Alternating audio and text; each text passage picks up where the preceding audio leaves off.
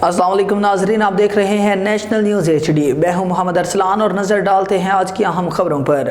डडियाल से मजहर हुसैन शाह की अपडेट के मुताबिक आज मेहरान ख्वाजा को फ्लाग पर शानदार इस्तकबाल किया गया और बड़ी तादाद में लोग मौजूद थे और मेहरान ख्वाजा के हक में नारेबाजी की गई।